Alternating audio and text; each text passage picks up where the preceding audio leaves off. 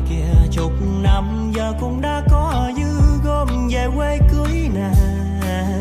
Mời em đi về quê anh treo xuồng Ba Lá, ngoài xà đá ngoài hồ cá mình cùng ra. Được nhìn em luôn cười vui là đời anh mãi luôn an bình. Muốn em là má của con anh là sau này, muốn em là con của tía má anh lâu dài. Nhấc bãi thiên địa nhì bãi cao đường, cụ thể giao bãi đêm nay ta say ta bãi tháng hai.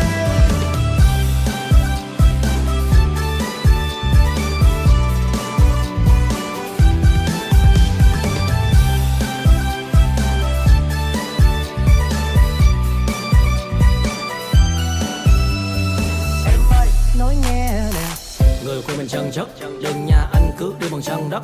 Không sao, trưởng ra anh thân nhất, lũ nhóc len bên giống qua đây anh cần tất. Làm vô miền Tây không có như còn phải dễ, chỉ cần gật đầu anh luôn cho phải lễ. Ba con lỗi sớm họ bỏ em tay ghế, một đời yên ngắm khi có được chàng trai quê. Vậy nào người ơi ga gáy, dậy đi nè, dậy ăn cái chi cho nó. Rồi mình lên xe qua tới thưa mẹ cha, một bài ca hai bên nhà cát thăm gia. Mời em đi về quê anh treo xuồng Ba Lá, ngoài xà đá ngoài hồ cá mình cùng ra. Được nhìn em luôn cười vui là đời anh mãi luôn an bình. Muốn em là má của con anh là sau này, muốn em là con của tía má anh lâu dài. Nhấc bãi thiên địa nhì bãi cao đường, cụ thể giao bãi đêm nay ta say ta bãi tháng hai. Qua ngàn vàng anh giờ đây đã đến lúc rồi, chúng ta chung một nhà thôi. Nơi đâu bình yên bằng tình yêu của anh đối với em, không một câu dối gian. Muốn em là má của con anh mà sau này, muốn em là con của tía má anh lâu dài. Nhấc bãi thiên địa nhì bãi cao đường, cụ thể giao bãi đêm nay ta say ta bãi tháng hai.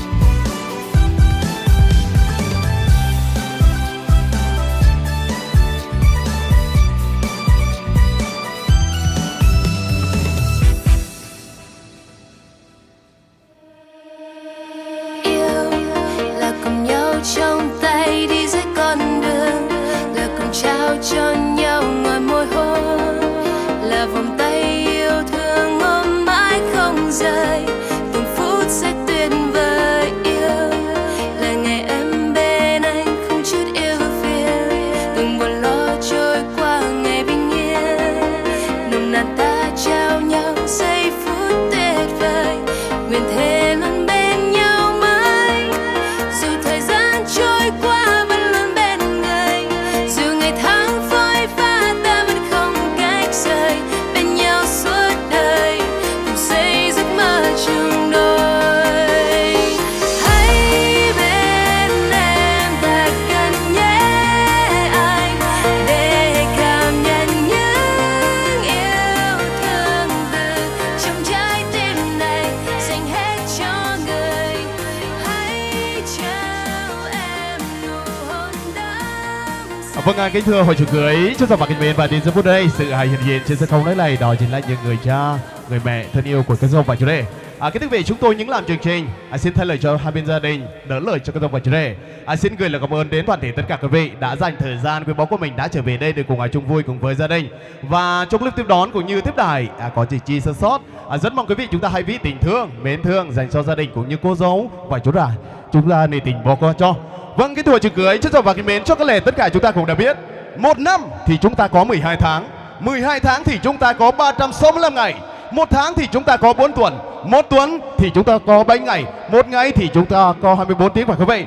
Kính thưa quý vị, và đến phút ở đây thì kim đồng hồ của ban tổ chức của chúng tôi cũng đã sẵn sàng chỉ vào giây phút thần thiện, giờ vàng phút ngọc, dưới cái gươm đa điệp ban tổ chức của chúng tôi xin được long trọng tuyên bố ngày hôm nay, ngày 23 tháng 9 năm 2023, đến giây phút ở đây, lễ thành hôn của chú rể Pú Jun xuất hiện cùng với cô dâu Recom Hợp Thưa trong buổi chiều hôm nay chính thức được bắt đầu.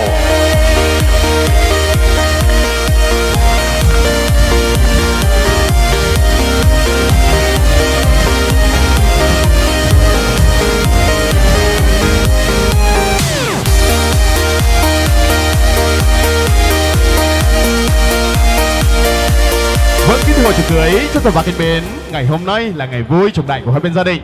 Cùng với đó gia đình cũng có lời mời đến toàn thể tất cả quý vị đã dành thời gian quý báu của mình đã trở về đây để cùng chung vui cùng với gia đình, và gia đình của chúng tôi cũng có đôi lời để tri ân gửi lời cảm ơn đến toàn thể tất cả quý vị. Kính thưa quý vị, đại diện cho hai bên gia đình của chúng ta trong buổi chiều hôm nay, chúng ta sẽ cùng lắng nghe lời phát biểu của bác của chú rể, đó là bác Bát, sẽ thay lời cho hai bên gia đình cùng có đôi lời để tri ân, gửi lời cảm ơn đến toàn thể tất cả quý vị. Chúng ta sẽ cùng lắng nghe. Xin phép để nói một lượt bằng tiếng phổ thông thôi nhá. Kính thưa quý vị và các bạn, kính thưa cô bác, anh chị em, sự có mặt của quý vị hôm nay, gia đình chúng tôi rất vinh dự. Quý vị đã bỏ chút mất thời gian cùng chung vui với gia đình chúng tôi, nhưng mà chúng tôi không có gì hơn. Xin chúc quý vị dồi dào sức khỏe và hạnh phúc, tràn đầy niềm vui trong cuộc sống, và tôi xin hôn nhân trăm năm hạnh phúc, và xin quý vị và các bạn bữa trưa dục ngon miệng. Xin cảm ơn. Vâng, xin cảm ơn lời phát biểu của bác Bát rất là nhiều, và xin cảm ơn những tình cảm của quý vị đã dành cho gia đình ngày hôm nay. Và kính thưa quý vị và các bạn thân mến, và trong ngày vui trọng đại hôm nay sẽ thật ý nghĩa và thiêng liêng khi cô dâu và chú rể của chúng ta sẽ dâng kính mời ly nước đến người cha, người mẹ thân yêu của cô dâu và chú rể, để đáp lại những tình cảm yêu thương của cha và mẹ đã dành cho cô dâu và chú rể có được ngày trọng đại hôm nay. Và xin mời bên tất tân cùng đưa ly rượu đến cô dâu và chú rể, và xin mời cô dâu và chú rể chúng ta sẽ cùng dâng kính đến người cha, người mẹ thân yêu của hai bạn trong buổi chiều hôm nay. Xin được trân trọng kính mời. Kính thưa quý vị, Việt Nam của chúng ta có câu ca dao: công cha như núi Thái Sơn, nghĩa mẹ như nước trong nguồn chảy ra. Làm người đừng quên công cha nghĩa mẹ, đôi ta trưởng thành nhờ ai mới có gốc thì mới sinh cảnh, nên duyên chồng vợ sinh thành ghi ân. Xin thay lời cho toàn thể tất cả quý vị chúng ta đã có mặt trong buổi chiều hôm nay, xin chúc cho họ nhà trai của chúng ta từ nay đã có nàng dâu hiền, dâu đẹp trong gia đình, và xin chúc mừng cho bên họ nhà gái của chúng ta từ nay đã có trang rể hiền, rể thảo trong gia đình. Xin chúc mừng. Và cùng với đó xin mời toàn thể tất cả quý vị chúng ta ở phía dưới bàn tiệc, chúng ta sẽ cùng rót đầy ly nước ngọt của mình, rót đầy ly bia của mình, để chúng ta sẽ cùng chúc mừng cho hai bên gia đình của chúng ta trong buổi chiều hôm nay. Xin được trân trọng kính mời. Chúng ta cùng đếm nào. 1, 2, 3. Xin chúc mừng hai bên gia đình của chúng ta từ nay đã là một nhà. Xin chúc mừng. Vâng, kính thưa hội trường cưới trân trọng và kính mến, vừa rồi quý vị chúng ta vừa chứng kiến những khoảnh khắc, những giây phút tuyệt vời nhất của hai bên gia đình của chúng ta. Và đến giây phút ở đây, chúng tôi những làm chương trình sẽ trả lại chủ hôn hai họ bằng những vòng tay yêu thương của quý vị. Và kính thưa quý vị, và để lưu lại những cái niềm hạnh phúc nhất, đẹp nhất trong ngày thành hôn hôm nay, chúng ta sẽ cùng chứng kiến cô dâu và chú rể của chúng ta sẽ cùng nhau chia ngọt xế bùi và rót đầy những dòng mật yêu thương.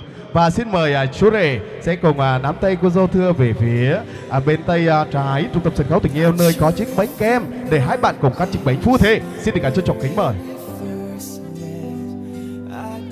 Phút giây mong chờ ngày hôm nay đến rồi, lúc em thức dậy lòng bỗng thấy xôn xang.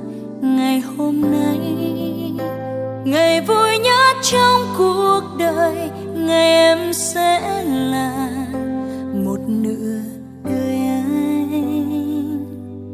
Tiếng chuông ngân lên giờ thiêng liêng đến rồi, mắt em long lanh giọt nước mắt khẽ rơi.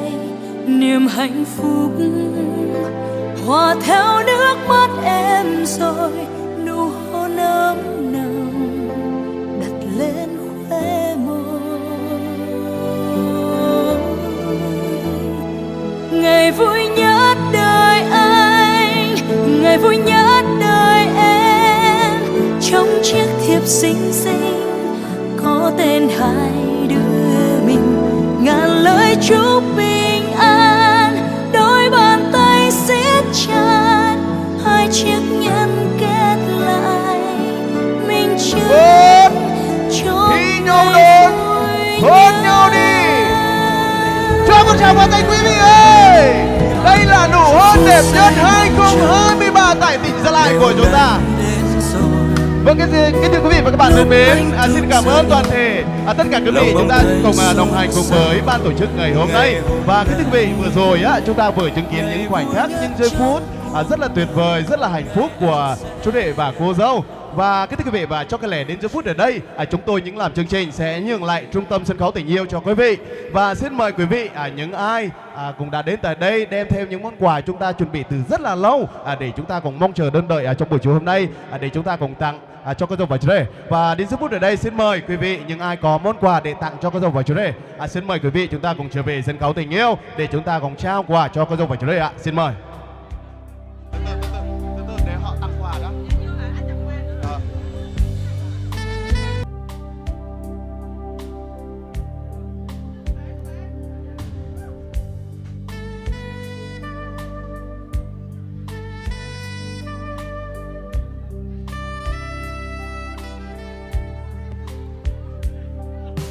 Vâng, kính thưa quý vị và các bạn thân mến, tôi cũng xin thay lời cho các dòng và chú rể xin gửi lời cảm ơn đến quý vị những ai có những món quà đã tặng cho các dòng và chú rể. Xin cảm ơn rất nhiều. Và kính thưa quý vị, và cho cái lễ đến giây phút ở đây, chúng tôi những làm chương trình sẽ trả lại cô dâu và chú rể bằng những vòng tay yêu thương của quý vị. Đến giây phút ở đây xin mời cô dâu và chú rể sẽ cùng nắm tay nhau xuống phía dưới để chúng ta sẽ cùng đến từng bàn để chúng ta sẽ cùng nhận những lời chúc rất là ý nghĩa, rất là tốt đẹp từ quý vị đã có mặt trong buổi chiều hôm nay. Xin được trân trọng kính mời.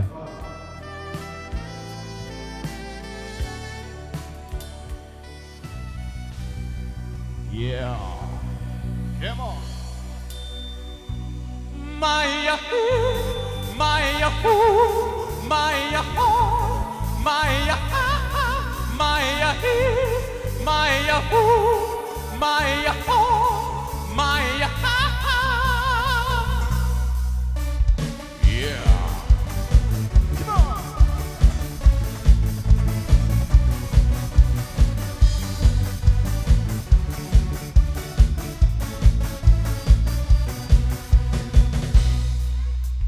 Alo, em à, như anh không, như làm gì đây đến với anh đây.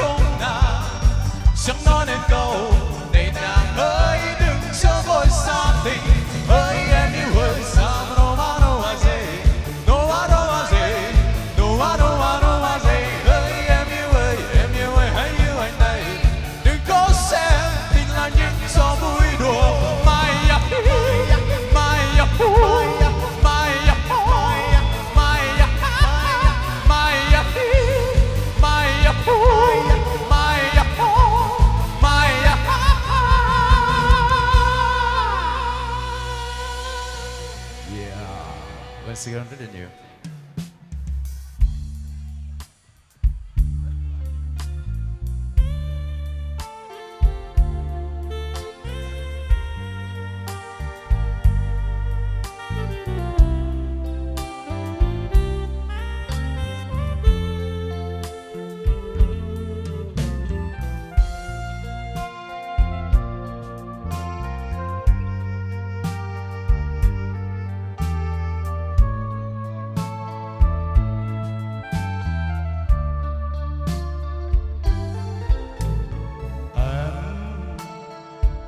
Em xin đưa tiếng trầu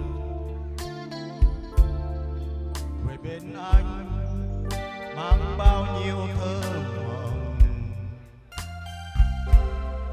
Một lần gặp tôi mà tình như giấc mơ, một lần gần thôi dần dờ bao nhớ nhung. Một lần gặp em đã chót yêu em rồi, một lần đến em tình ơi như muôn đời. Vội vã đi em, hãy cho anh một lần được nhìn em thiết tha cho nhớ nhung vơi cạn. Em cho anh bao điên cuồng, ngày đêm thao thức, đôi tay ôm mong chờ. Một lần yêu em, ngày ngừng trong bóng đêm. Một lần gặp em, lần thở bao nhớ thương em. Một lần gặp em đã chót yêu em rồi, một lần bên em tình ơi như muôn đời. Đừng vội vã đi em, hãy cho anh một lần được nhìn em thiết tha trong nụ cười tơ yêu.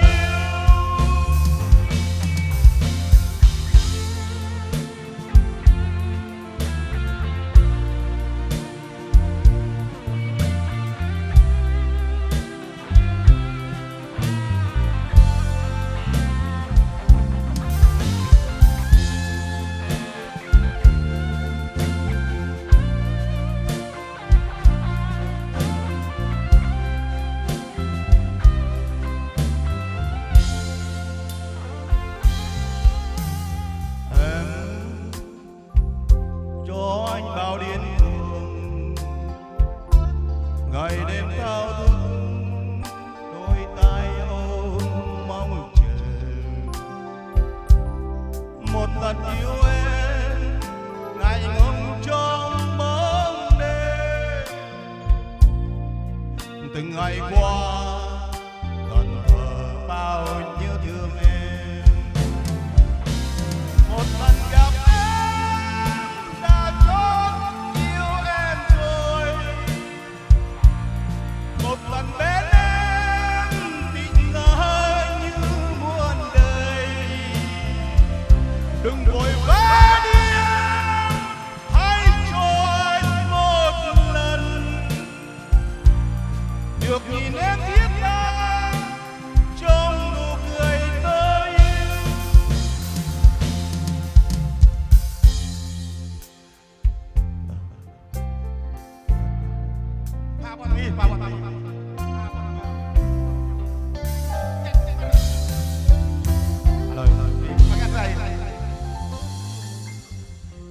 Vâng, xin cảm ơn giọng ca của bạn Thuận rất nhiều. Phải nói rằng một ca rất là chất, rất là đầm ấm đã gửi đến cho hội trường.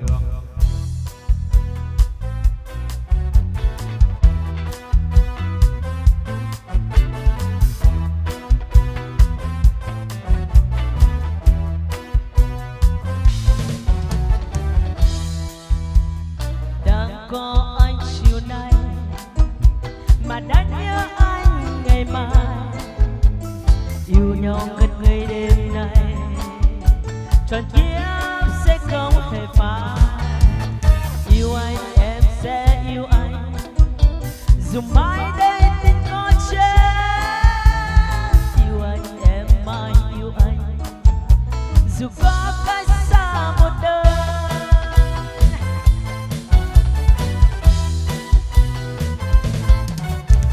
Sẽ hết bao giờ hết, em nhớ anh từng phút. Sẽ hơn bao giờ hết, em cần anh nhất. Sẽ hết bao giờ hết, em yêu anh. Sẽ hơn bao giờ hết, hết những gì em có trên đời này.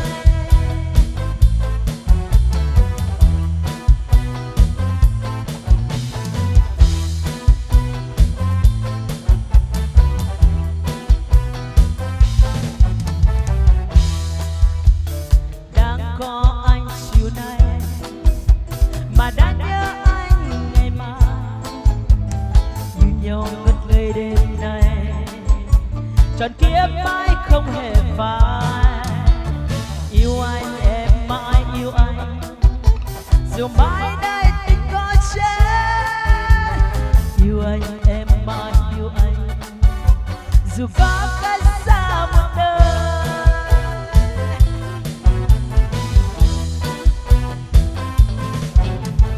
Sẽ hết bao giờ hết, em nhớ anh từng phút. Sẽ hết bao giờ hết, em cần anh đến. Sẽ hết bao giờ hết, em yêu anh. Sẽ hết bao giờ hết, hết những gì em có trên đời này. Đang có anh chiều nay, mà đã nhớ anh ngày mai. Nhìn nhau ngất ngây đêm nay, trọn kiếp mãi không hề phai. Yêu anh em sẽ yêu anh, dù mãi đây tình có chết. Yêu anh em sẽ yêu anh, dù có cách xa một đời.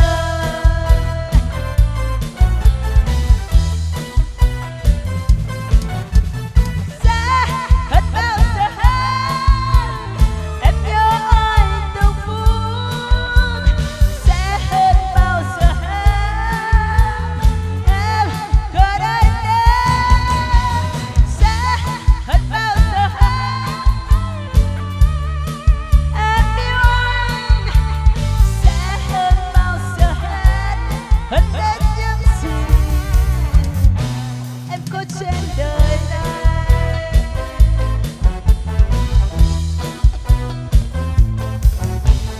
Sẽ hết bao giờ hết, em nhớ anh từng phút. Sẽ hết bao giờ hết, em cần anh đến. Sẽ hết bao giờ hết, em yêu anh. Sẽ hết bao giờ hết, hết những gì em có trên đời này.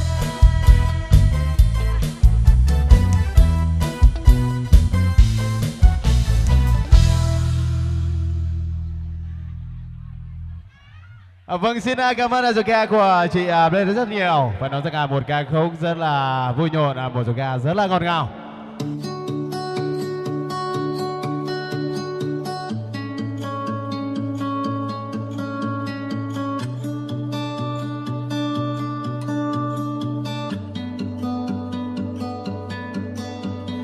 Cùng bên nhau mãi sau là điều ước muốn lớn nhất. Bàn tay anh đưa ra tựa là nắng ấm lấp lánh.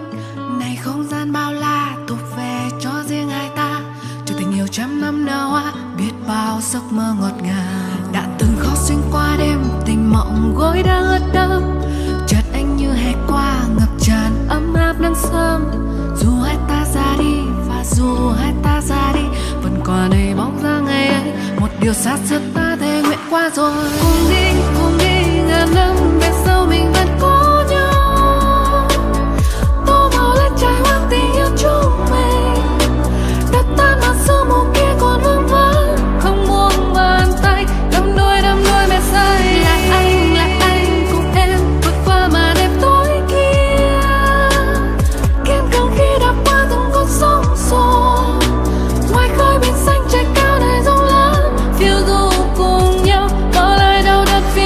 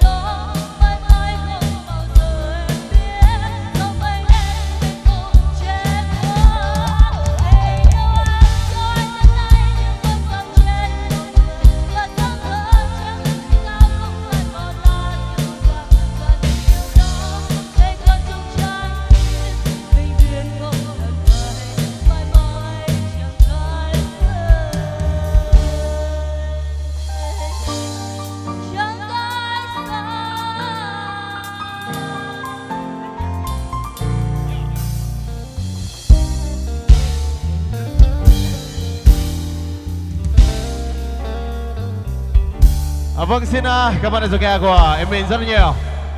Tiếp nối chương trình chúng ta sẽ cùng thưởng thức giọng ca.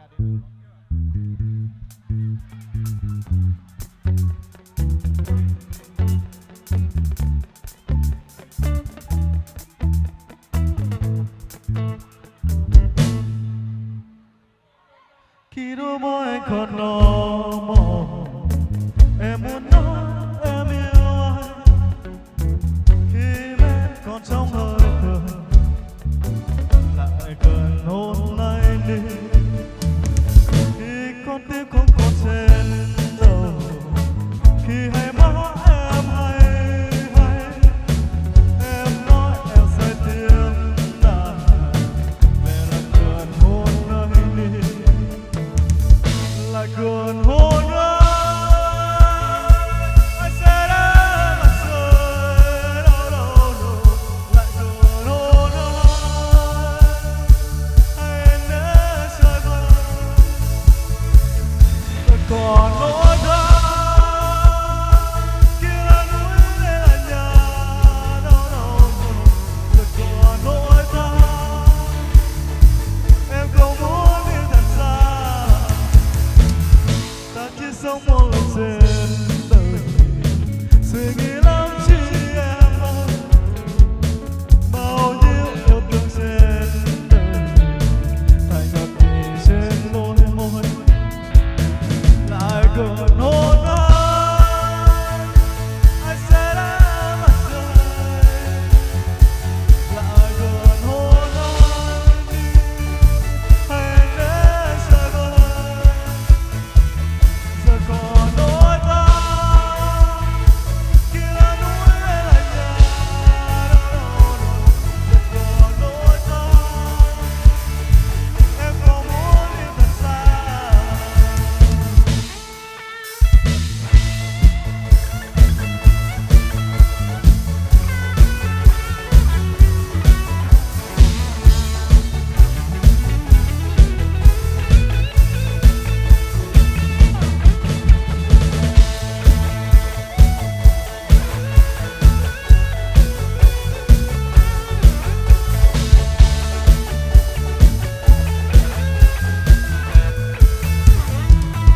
Khi đôi môi anh còn đỏ màu, em muốn nói em yêu anh.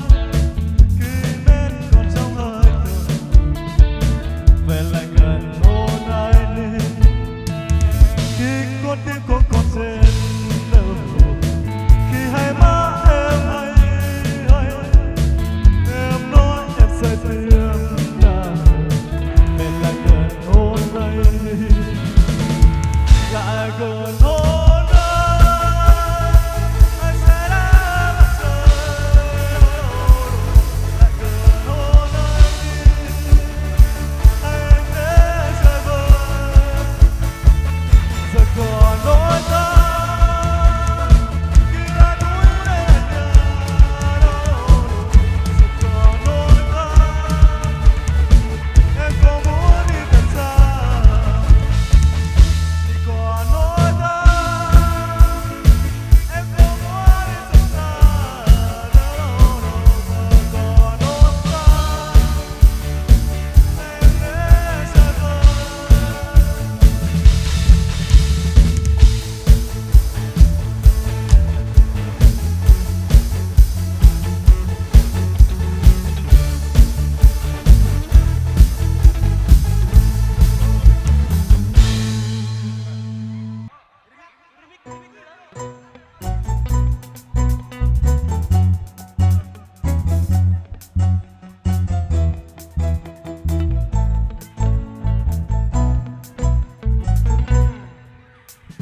Cuộc sống vẫn gọi chưa những ngày sắc yêu sương đến đời bên kia nhà em. Chợt nghe câu chuyện cho âu yếm em đang đợi người. Anh mất cùng sáng môi soi lưu tu cuối cùng ai sẽ sự chết vô nơi.